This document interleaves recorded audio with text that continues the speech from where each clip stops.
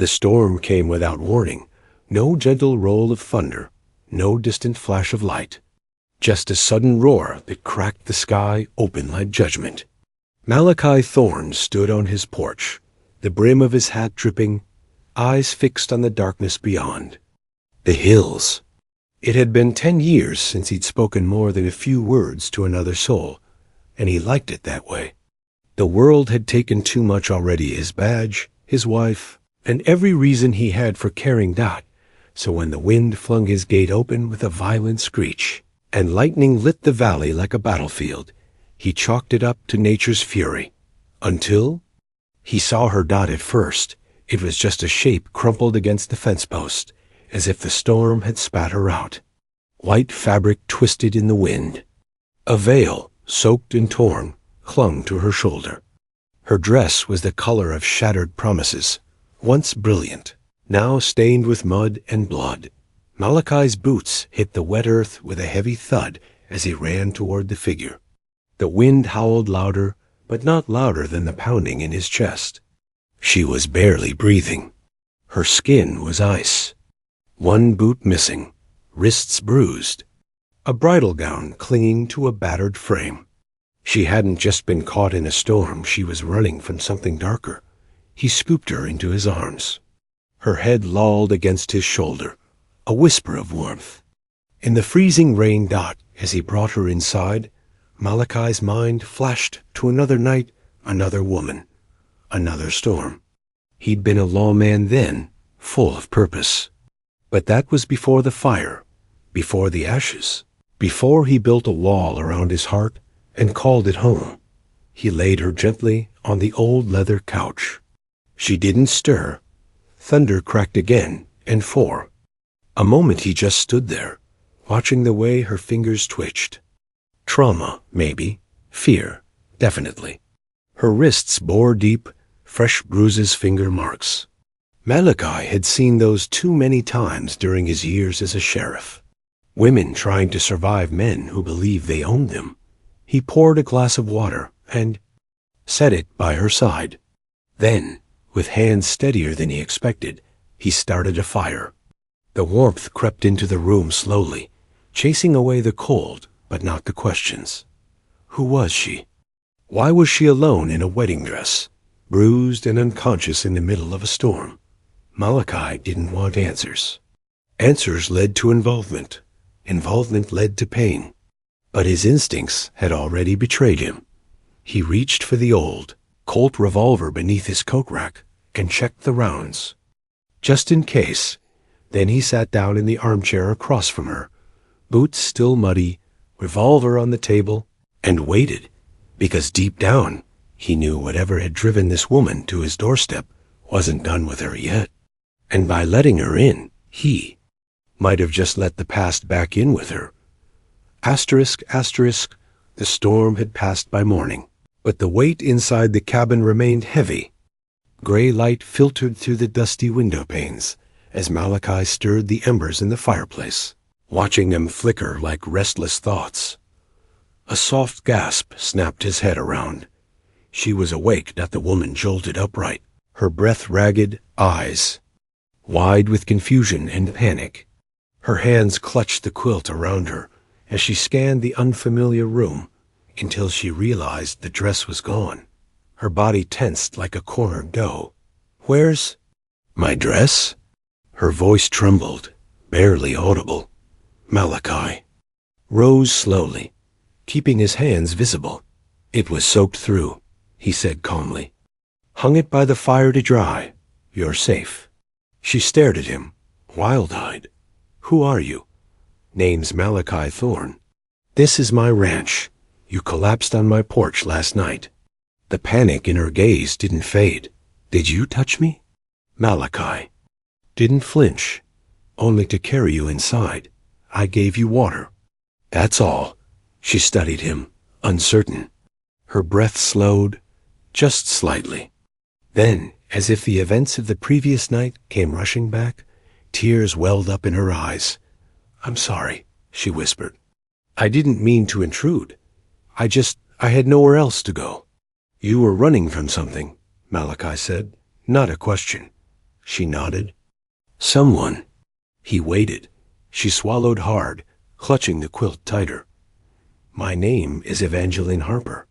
I was supposed to get married yesterday to a man named Clayton Voss. That name, Malachi's jaw tightened. I didn't love him. Didn't even choose him. My brother Tommy, he owes Voss more money than he could ever repay. Gambling debts. Voss offered to clear it if I became his wife. Malachi didn't speak. Evangeline went on, the words tumbling out like water bursting through a dam. I tried to go through with it, for Tommy, but then I saw the way Voss looked at me. Like he owned me already. I knew if I said I do, I'd never be free again. She paused, voice cracking. So I ran. Just bolted in the middle of the vows. I didn't even know where I was going. I just knew I had to get away. Malachi ran a hand across his face. Voss is dangerous. I know him. You do? I was a sheriff once, long time ago.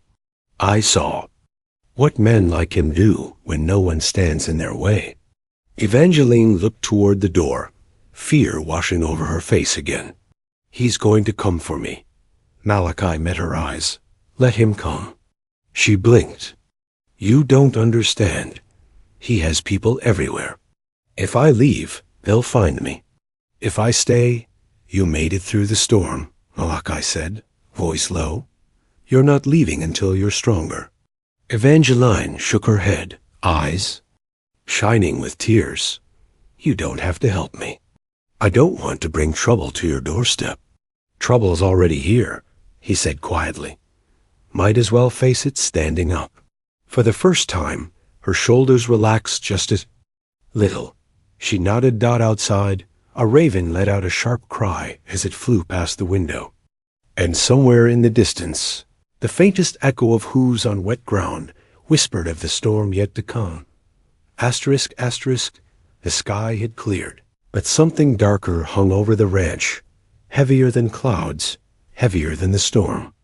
Malachi could feel it in the silence, the way the birds had stopped singing, the way his horses shifted nervously in the barn. Trouble wasn't just coming. It was here. He stood on the porch, sharpening his old hunting knife, a ritual he hadn't done in years, not for protection. For preparation. Inside, Evangeline sat near the fire, wrapped in a wool shawl. She was stronger now, but her eyes never strayed far from the window. She had asked him that morning if she should leave before it was too late. He had only said, too late was last night. Then came the sound, not thunder, not wind. Hooves. A dozen or more, fast and unmothered, like men who knew no one would stop them. Evangeline froze. Malachi stood, sheathed his knife, and walked to the door. He opened it slowly. Dust curled across the road as riders emerged from Thea. The tree line. At the center of them, astride a black stallion with eyes like fire, rode Clayton Voss. His coat was dark as night. His hat tipped low, casting a shadow over a face that still managed to smirk. His presence was oily refined on the surface, rotten beneath. Thorn, he called, voice smug and easy. Heard you were still breathing out here.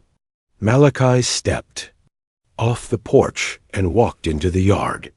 Voss, I'm here for what's mine, Clayton said, swinging down from his horse like he owned the dirt it stood on. She's not a thing, and she's not yours.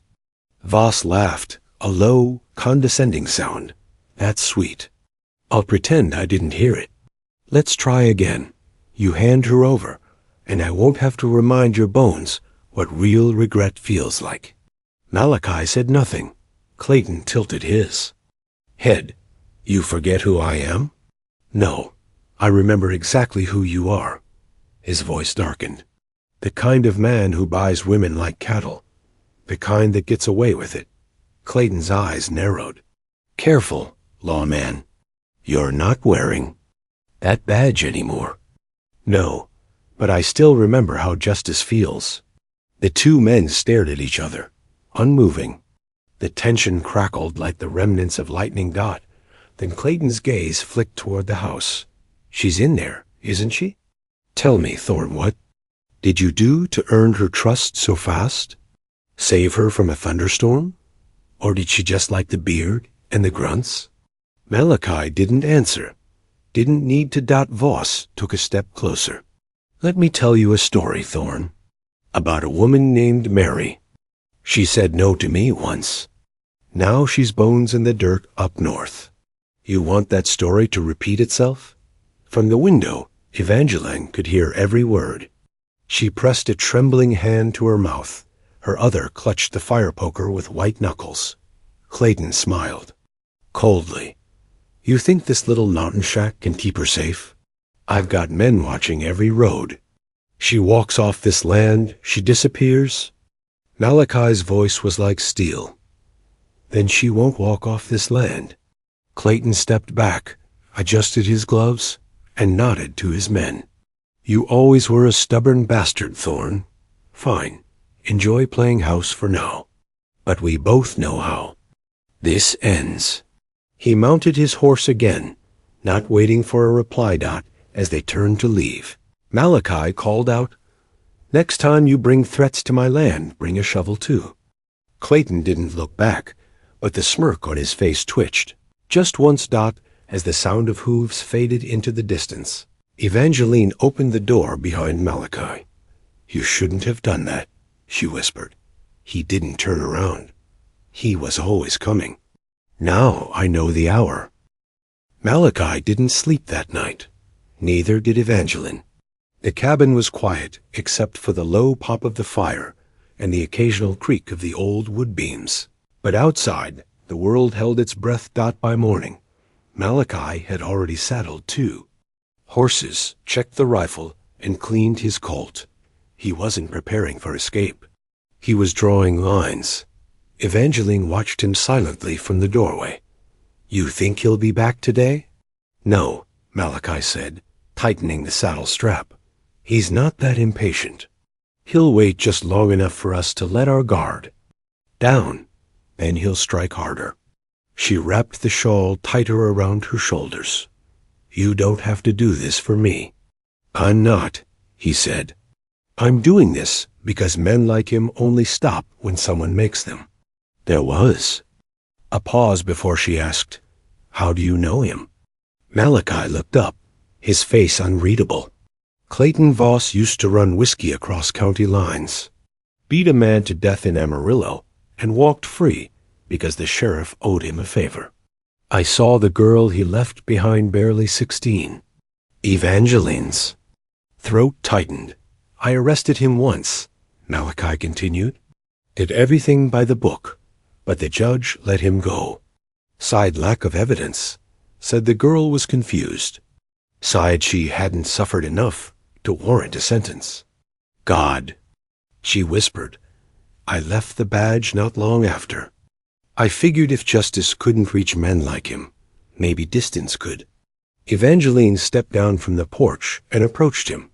Then I dragged all of that back to your door. Malachi met her eyes. No, he dragged it here himself. You just gave it a face I couldn't ignore. They stood in silence for a long moment until the sound of hooves returned. This time only one. Malachi turned sharply. A lone rider approached the property from the north trail. The man wore a deputy's badge that caught the sun. Friend of yours? Evangeline asked. Malachi didn't lower his guard. Used to be. The rider dismounted and approached with caution. He looked to be in his 40s, weathered but sharp, with a trimmed mustache and the eyes of someone who saw too much and said too little. Thorn, he called. It's been a while. Deputy Morrison, Malachi said flatly. Morrison looked past him and gave a nod to Evangeline. Ma'am. She nodded back, wary. What brings you out here? Malachi asked. I imagine the same thing that's got Voss sniffing around these hills. Name spreading fast a runaway bride, pretty thing in a white dress, bolted from the altar like a ghost. Malachi said nothing. Morrison leaned in slightly. I didn't come here to take her back. I came to give you a warning. Evangeline stepped closer. A warning? Morrison lowered his voice. Clayton Voss isn't just angry. He's unhinged. Word is he killed a woman named Sarah Mitchell last year. She was engaged to him, too. When she tried to run, they found her body in the river face down, wrists broken. Evangeline's hands flew to her mouth. Malachi's jaw clenched. I never heard about that. Sheriff buried it. Claimed she drowned, but I've been looking into it quietly. And I think Sarah wasn't the first. Morrison looked to Evangeline. I need you to understand, he's not going to stop. And if you stay here, you'd better be ready for war. She's not leaving, Malachi said without hesitation. Morrison studied him. Then I'm staying too. Malachi's brows furrowed. Why? Because I'm tired of watching men like Voss win. And because I'm not just a deputy anymore. He reached into his coat and pulled out a silver badge-use federal marshal. Malachi raised an eyebrow. I've been building a case on Voss for 2 years, Morrison said. Everything from trafficking to murder. I needed one last witness. I think I just found her. He nodded toward Evangeline. Asterisk, asterisk, Evangeline stared at the badge in Morrison's hand as if it were something sacred or cursed. For the first time, she saw a way out that didn't end in running. But it also meant stepping into the light, speaking aloud the horrors she had only whispered to herself. I can't testify, she murmured. He'll kill my brother. Morrison nodded slowly. We know about Tommy. Her eyes widened. You do? He's being held at Voss's estate, locked in the cellar, guarded by 2 men around the clock. We've had eyes on the place for weeks, but we needed to be sure who was inside. Tears welled in her eyes. He's alive? As far as we know, Morrison said gently. And if we move quickly, we can get him out. Malachi crossed his arms. You have a team?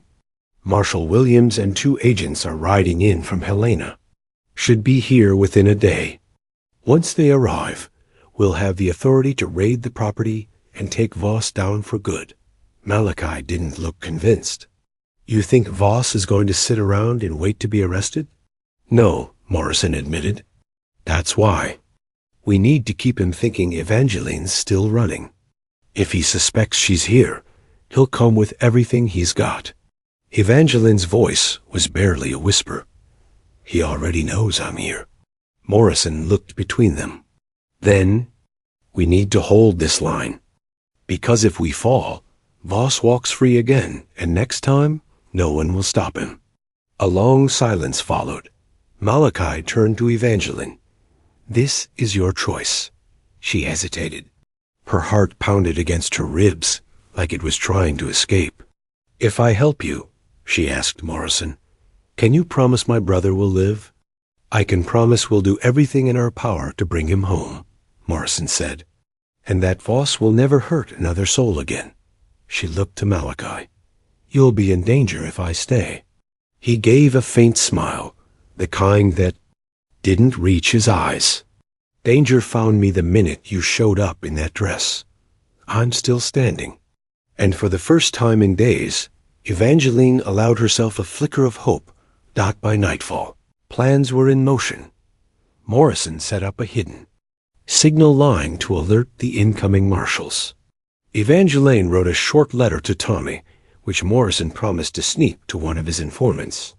Malachi cleaned every weapon he owned, lining them across the kitchen table, like old friends preparing for one final ride. The cabin had become a war camp. They knew Voss wouldn't wait long.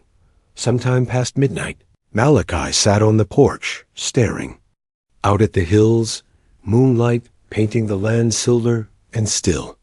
Evangeline joined him, wrapped in a blanket, her feet bare on the wooden floorboards.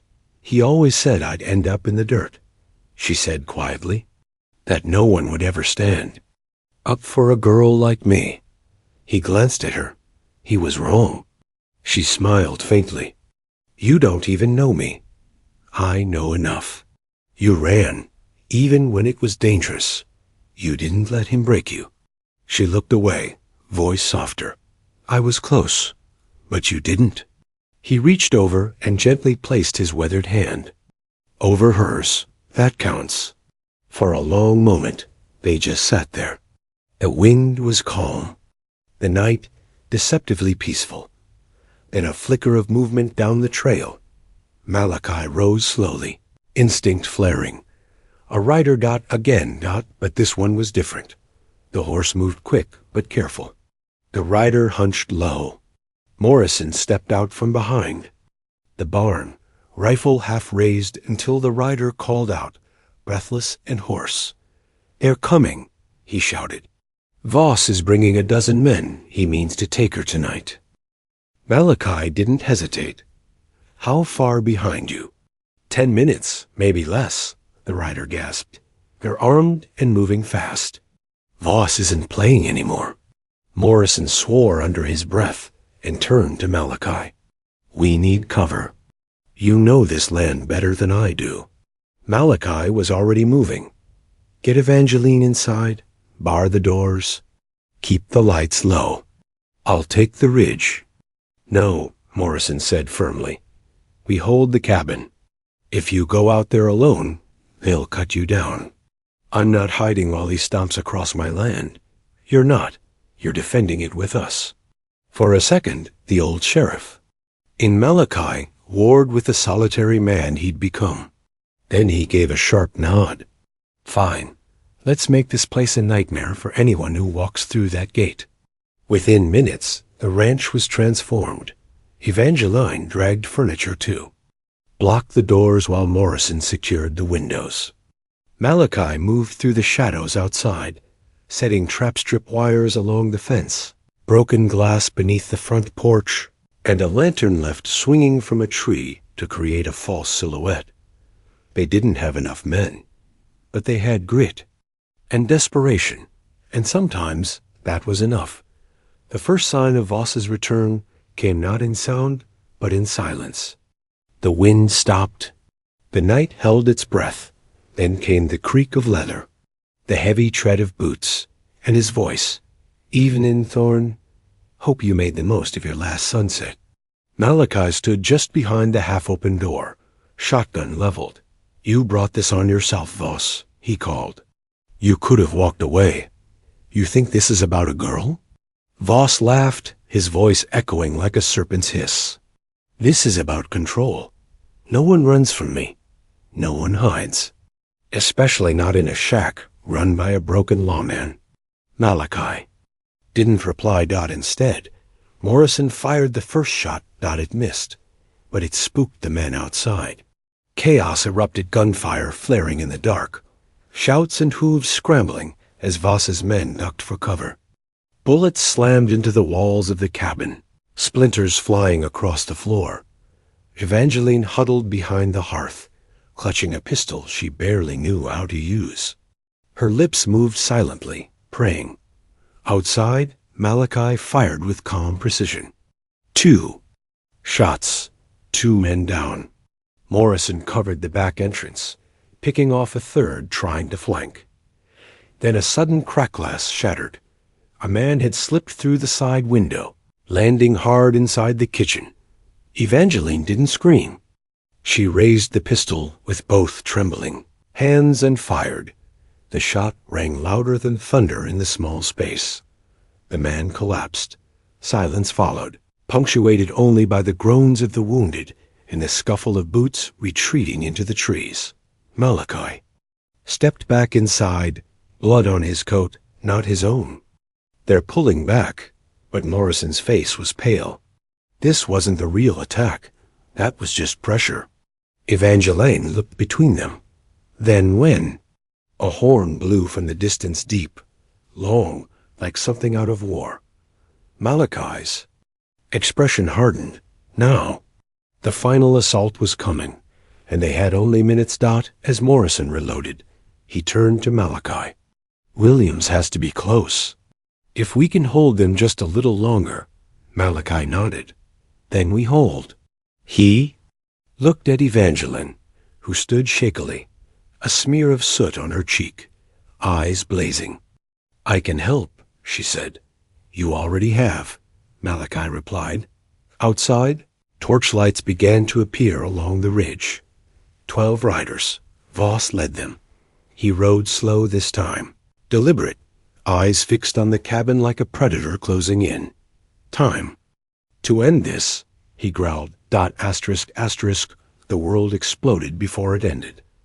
Shots rang out from the tree line sharp, angry bursts that lit up the darkness like lightning. Voss's men charged, screaming curses, bullets tearing through branches and bark. Malachi fired first, striking a man off his horse.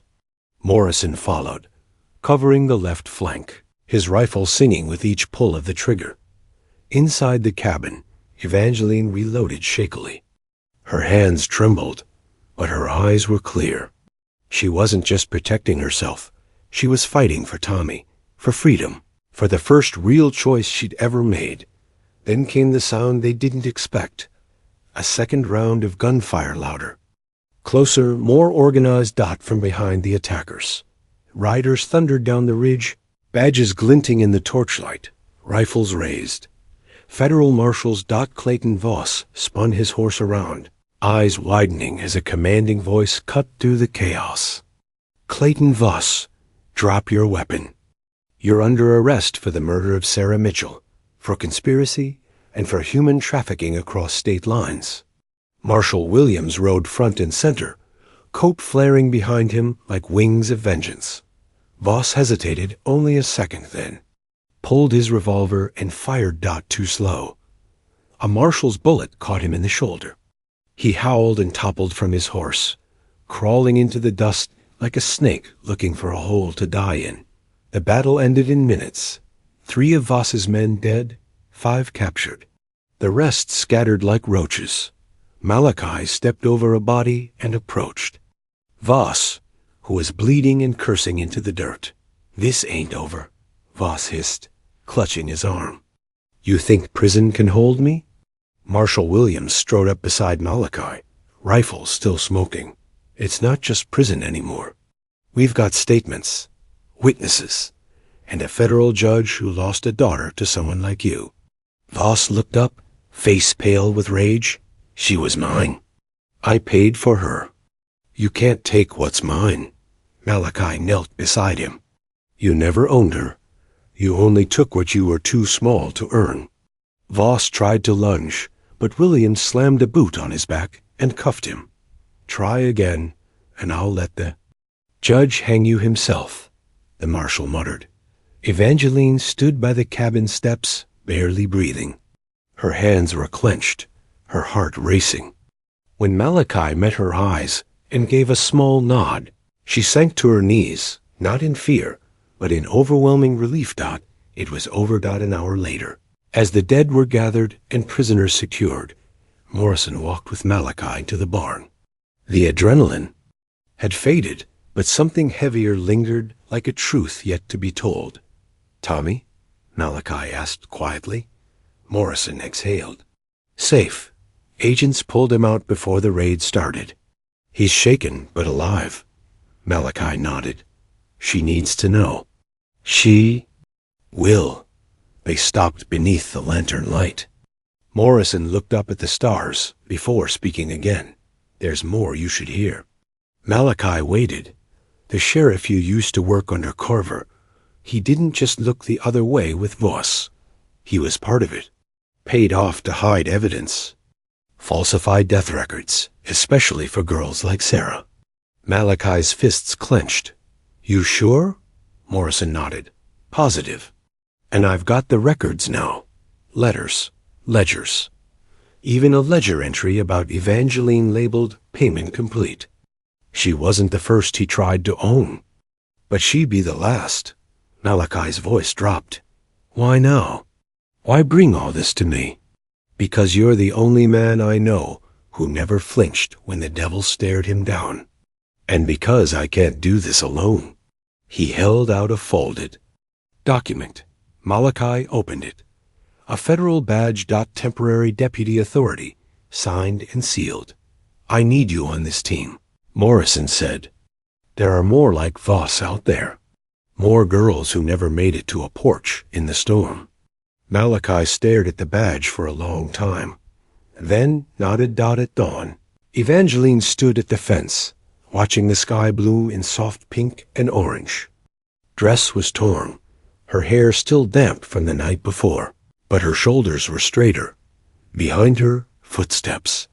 She turned to see Malachi, a mug of coffee in each hand. Tommy's safe, he said gently. He'll be here by midday. She pressed a hand to her mouth, tears escaping freely this time. Thank God. He handed her the coffee. She took it with both hands, warm and grounding. You don't have to leave, he said quietly. Not unless you want to. She looked at him. And if I stay? We fix the fence, he said. Start with something simple. She laughed softly. And after that? Malachi shrugged. We'll see. They stood side by side as the sun rose fully over the ridge, lighting the land with promise. For the first time in a long time, there was no fear in her chest, only breath and hope. Clayton Voss didn't make it to trial. 3 days after his arrest, during a prisoner transfer through a narrow canyon pass, his convoy was ambushed. No witnesses survived, just blood on the rocks and the scent of gunpowder in the wind. The official report blamed rogue outlaws. But everyone who knew Voss understood. Evil never goes quietly, and men like him never ride alone. His body was never recovered, but no one came looking for Evangeline. Again, Tommy arrived at the ranch 2 days. Later, thinner, bruised, but alive. He collapsed into his sister's arms and wept like a child. Malachi gave them space, watching from the porch with arms crossed and something soft flickering behind his eyes. That week, the cabin was no longer quiet. Laughter returned, timid at first, then real. Morrison stayed long enough to eat a dozen of Evangeline's biscuits, leave behind maps and warrants, and ask Malachi once more if he'd take the badge permanently. Malachi said no. I'll help, he said, but I'm not wearing that weight again. I've got fences to mend. Morrison smirked. You always did do your best work from the outside. Before riding off, Morrison shook Malachi's hand. You saved her, you know. Malachi shook his head. She saved herself. I just opened the door. 6 months later, the cabin looked different. The windows were fixed, the porch rails replaced. A small garden grew behind the barn, where wildflowers once claimed the land. And on a warm afternoon in June, with the sky painted blue and gold, Malachi Thorne stood beside Evangeline Harper beneath the old cottonwood tree behind the house and married her. No guests, no preacher, no vows rehearsed. Just Morrison reading from a Bible and Tommy watching proudly. Evangeline wore a pale blue dress that danced in the wind. Malachi wore a clean shirt and the same battered boots he'd worn the night he found her in the storm. They didn't say forever. They said yes. And somehow that was enough. Later, after the sun dipped low and the stars returned like old friends, Malachi sat on the porch with a guitar he hadn't touched in a decade. His fingers were clumsy at first, but Evangeline leaned against his shoulder and listened anyway. You still think you were meant to be alone? She asked. Malachi paused, looking out over the land. The hills rolled quietly in the dark. The wind no longer howled. It whispered. I used to think peace meant silence, he said. Now I know better. She looked up at him. What does it mean? He glanced at her hand in his. This. She smiled. He strummed a soft chord, and the world, for once, felt still, not because it was empty, but because it was full. Somewhere, far from the ranch, in the back of a forgotten saloon, a scarred man lit a cigar with a shaking hand. A newspaper lay on the table beside him. The headline read, Clayton Voss confirmed dead. Marshal's close case after ambush The man chuckled darkly, his smile crooked, his eyes gleaming beneath a wide-brimmed hat. He lifted the glass of whiskey to his lips and muttered, "Hell of a story." And then he vanished into the crowd. But back at the ranch, no one feared his return, because love had taken root, because courage had built a home, because Malachi and Evangeline, two broken souls who never expected to heal, had done the impossible. They had survived together.